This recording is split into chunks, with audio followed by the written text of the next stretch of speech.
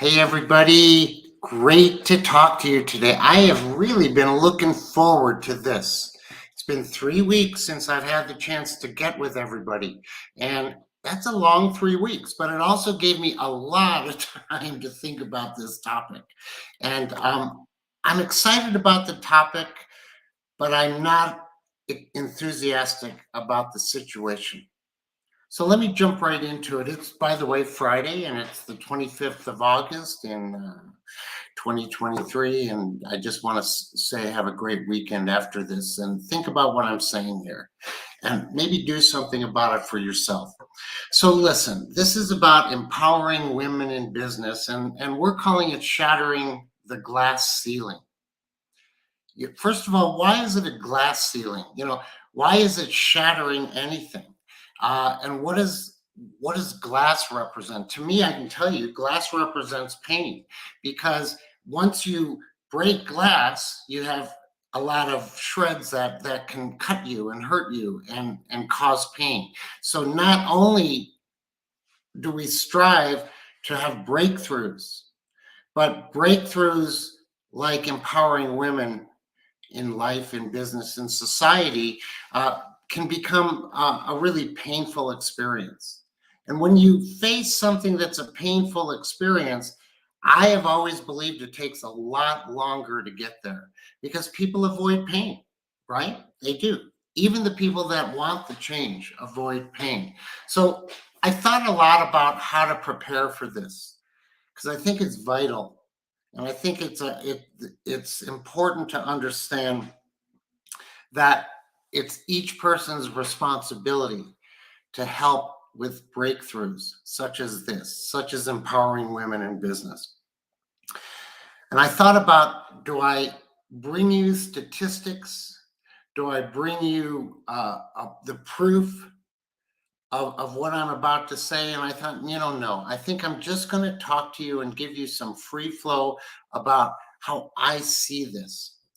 And first of all, understand this, that it is true and it is undeniable that business revolves around men. Unfortunately, it revolves around men. Business or anything should not evolve around someone or something because of something like their who they are in terms of man or woman or person of color or not, or it shouldn't, right? I don't believe it should. I believe everything should stand on who that person is. So that being said, it's easy on the one hand to say, look, for me, that's how I see life. So just go about it and treat everybody well, and that'll work out. But honestly, when you have such an unevenness, especially in business, where you see men taking the dominating roles over and over and over again, and I'm going to tell you some personal experiences of that, then you have to be proactive and aggressive in forcing change. So what does that mean? I mean, does it mean that I only hire women because women deserve more place in business? What does it mean?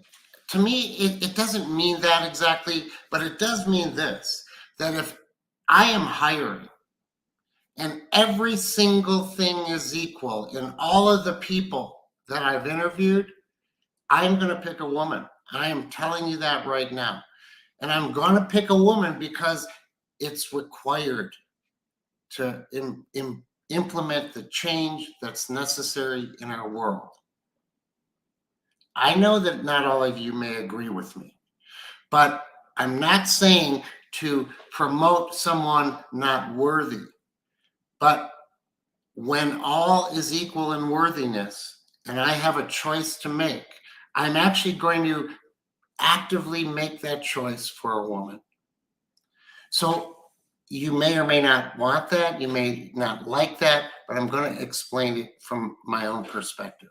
First of all, my own experience in working with women in business is generally, and let's not talk about the exceptions, let's talk generally.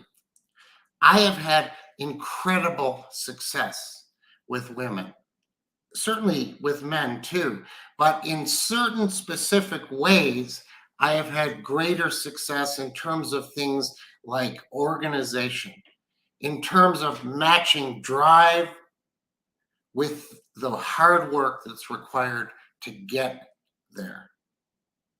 I have seen more concise thinking.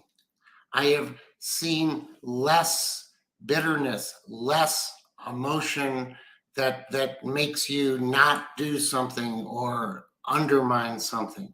I have seen more direct and strong implementation with the women that I have worked with in my life. And as I say, we're not talking exceptions, but generally, I have to say that that's the truth.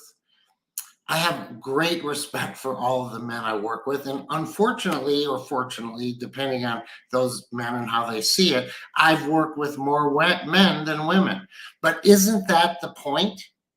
Why should I have had a long, successful career and ended up being able to say unequivocally that I have worked more with men than women? Me, who is wanting to promote women in the workplace because women need more promotion to get there. You know, I can just hear people cringing and I can hear people angry with me. I can hear successful women saying, I didn't need any of that. I don't need any help along the way. But we're never talking about the exceptions when we're talking about change. So the things that I have seen are real. I have seen much more impact in situations where I just need to get something implemented properly, directly, and comprehensively with women. I have. And I have worked with less than men. It's a crazy, it's a paradox, right? It's an irony. So the most successful I have ever been in my life was my opportunity to be combined with a woman. Together, we took on a company from nothing, with nothing, and turned it into a world-renowned company. And I will tell you this, that I absolutely could not have done that without her, because she did the detail. She did it in spite of any pain, any misery, any distraction. And those are things I could not have done. Now, maybe that just speaks to me as a human being and not just as a man, but nonetheless, the person that made that company absolutely work was her. The person that may have been less valuable is me. So is that the person, the single person, or is that because that's a woman? You know, it's difficult to debate that point. But the point is that my greatest success was combining myself with a woman and seeding the ego that men naturally have. Okay, we naturally have it. You know, I work in a technology industry where in my company today, the top people in the company, there's of the entire group of people, there's just one woman. And is that really, does that make sense? Where you have another world-class company and you have a board and there's just one woman? To me, I'm not sure that makes sense. So where do I sit in it? Look, people define me as someone who is influencing and someone who has a voice. And as I am today speaking to you, where does my responsibility sit in this? And when change is necessary, greater effort is required. And at the end of the day, what is the goal? The goal is that we have a world where there is equality of all people. So should I be striving today for all people in equality, or should I be focusing on how I can help empower women in business? I'm choosing how today I can empower women in business, because every time I broaden that, I'm mitigating the specific influence that is necessary to move and push and drive change that is required in our world. There are great people that are women, great people that are men, great people that are everything. But when we want change for any particular group, we must make the focus on that group.